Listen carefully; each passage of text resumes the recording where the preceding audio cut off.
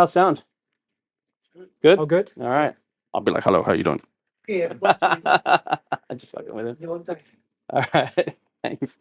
Dale, thanks. Again, riveting conversation. I love this essentially just dialogue, this dance that we've got going on here. I want to pivot away necessarily from the incentives piece that we just unpacked, and let's bring it to the actual perspective on the corporate side.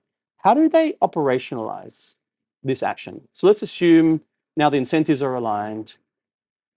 I touched on the kind of decoupling between supply and demand, and essentially the pressure that creates, right, on the market side. But I think we don't spend enough time, certainly folks from my side of the market, talking in the open around the intricacies of building and developing portfolios and how those mature over time, how there's a transition baked in terms of long-term offtakes.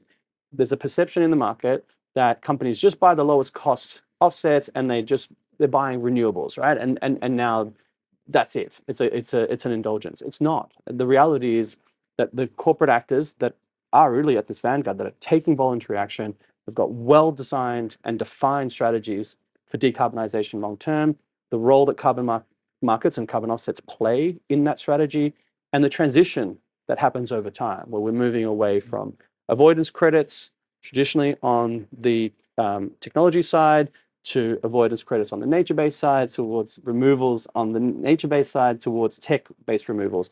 It's a transition. And there's different pricing inputs for various different instruments, and there's different access of those various instruments over time. So there's essentially a lot of levers that corporates are essentially having to juggle with or adjust in order to bring down their emissions and build out these portfolios towards to decarbonize, essentially.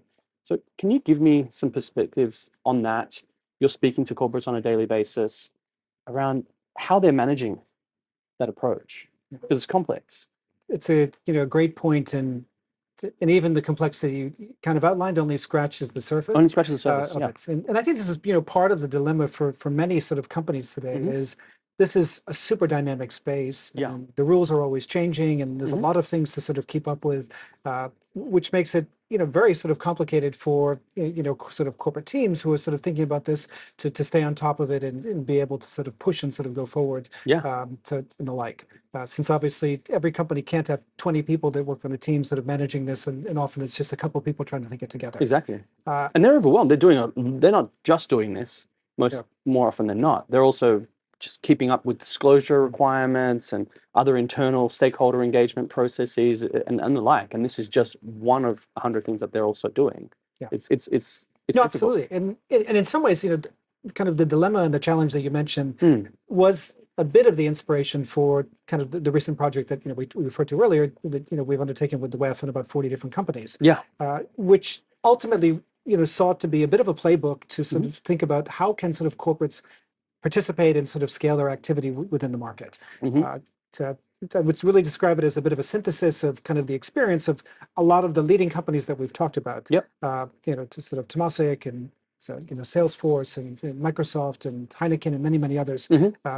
More than I can mention at the time. Sure. But all of them, I think, were very sort of kind of open and generous to try to kind of put this together to kind of share some of the lessons, both on where the market is today and where we see it sort of going over the horizon, so that those next set of companies can move sort of faster.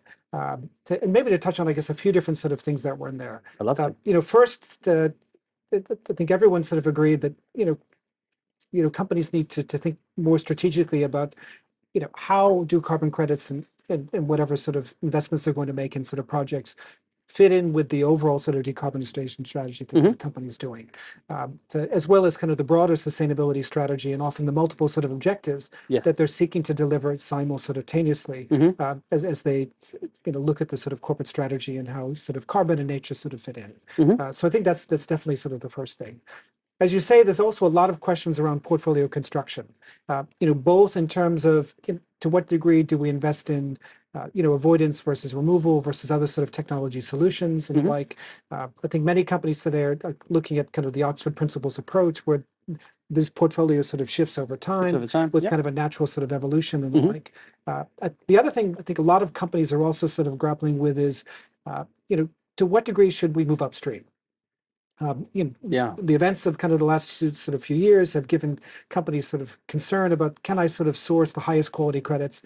How do I turn the integrity of what I sort of buy and sort of other things? And on some level, the and how easiest they thing to do secure is that supply as well. exactly. Because if it's scarce by definition, right, and there's competition for that supply, obviously it's got inflationary price pressures. There's got to be a point at which it's no longer rational, Yeah. right? But hopefully over time the supply builds, and that's got a deflationary pressure on the price, and start to see the compression of those multiples. Yeah. So. And I think part and parcel of that, it also goes into the question of like, how active do we want to be? Yes.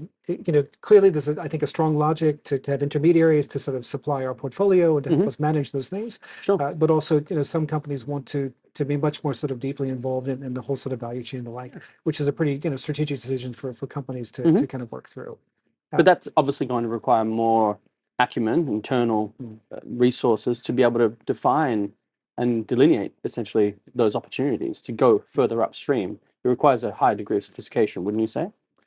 Absolutely. And I think sophistication is also something that all companies are increasingly sort of thinking about. How do we sort of upskill ourselves to better manage the sourcing, but also how do we sort of think about kind of managing risk within the marketplace? Yeah, the risk is a really interesting component. Yeah. Can you unpack that for me?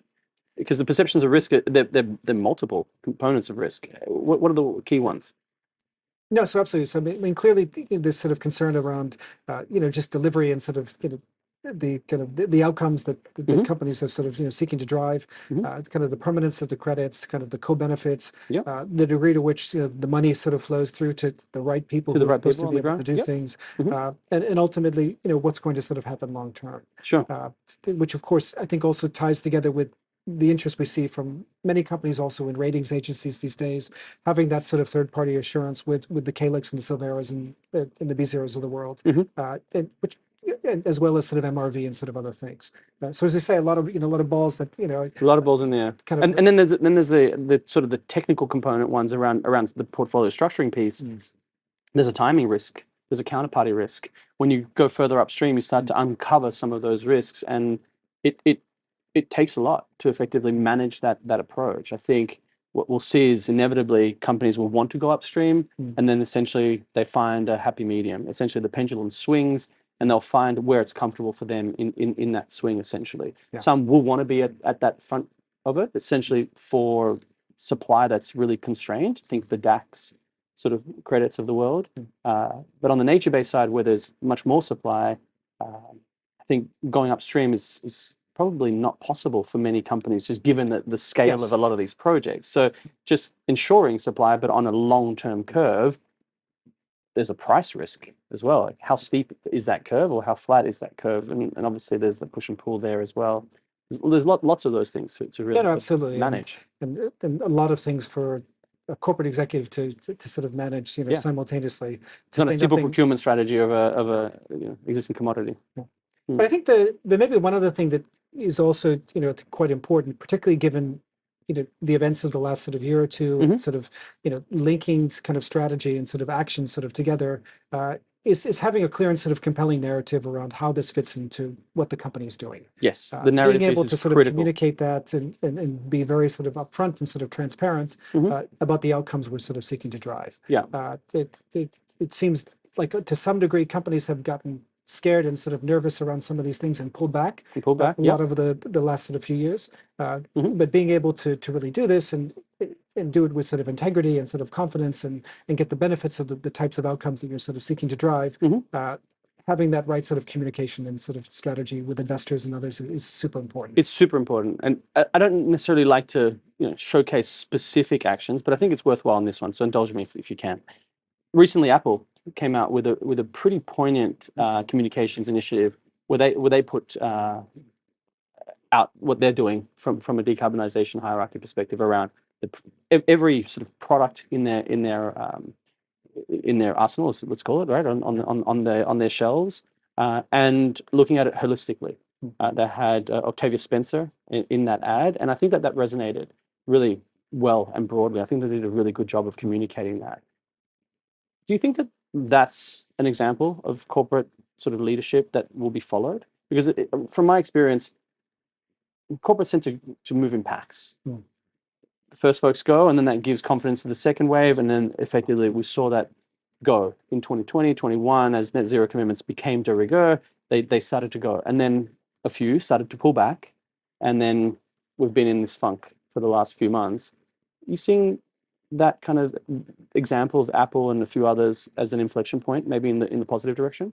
Absolutely. And Yeah. there's a lot of talk, obviously, about what's happened with kind of the Apple announcement of the things. To me, what's super sort of exciting is it does sort of completely go against the tide of kind of the other trend that we had seen with so many sort of companies over the last 12 months. Yeah. In some ways, I was deeply sort of surprised myself that Apple sort of stepped out so boldly at a time when all of the sort of carbon neutral claims and other things is moving in a different sort of direction. But that's kind of their core ethos, right? Now looking back to the old Steve Jobs days, right? Think different.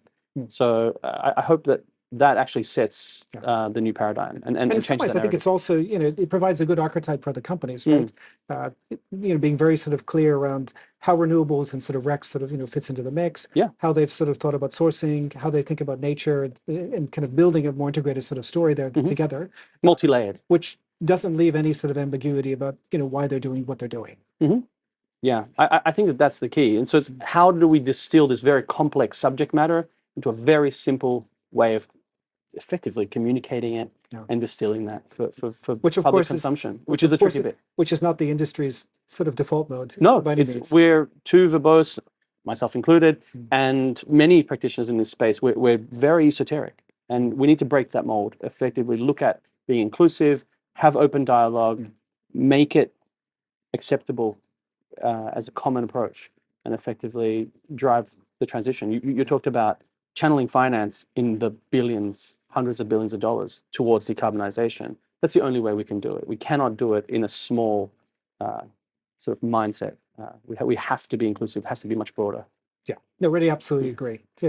The only way we're going to be able to meet net zero and our climate goals is to really to sort of unlock that flow of carbon finance. Yeah. If we don't sort of do it soon, the forests and the nature and other things are going to be lost.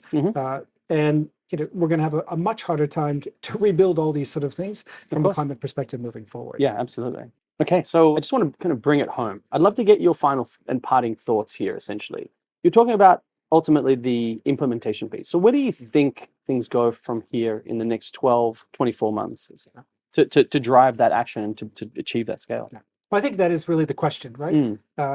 In my mind, 2024 is a pivotal year as we think about the carbon market and the ability to sort of scale up climate action. If we are able to retake control of the narrative, change perceptions about the market, that is very likely to flip around many of the things that have kind of gone against us over the last 12 months. I think some of that sort of corporate demand that is pent up and on the sidelines is going to go forward. Clearly, it will sort of take time for boards and others to get comfortable again, but I think progressively that will sort of build. We can continue to sort of capitalize on the great sort of investment that we've seen on the supply side, where there's a lot of sort of interest to do more and sort of take that sort of forward. And equally important, we should be able to capitalize on the huge amount of work that's been done over the last 2 years with ICVCM, VCMI, and sort of other sort of efforts to strengthen the integrity of the market and other things, and hopefully also tie that together with some positive outcomes, maybe at sort of COP28, as we look at sort of compliance in Article 6 and other things. Ultimately, that to me is kind of the call to action as we sort of look at the sort of pathway forward. If we kind of rise to the occasion, we could be in a very different place this time next year. Let's hope so. I think that's a really great way to end. Thank you for that. I agree. It's a call to action. So let's get on with it and drink to that. Cheers. Cheers. Thanks.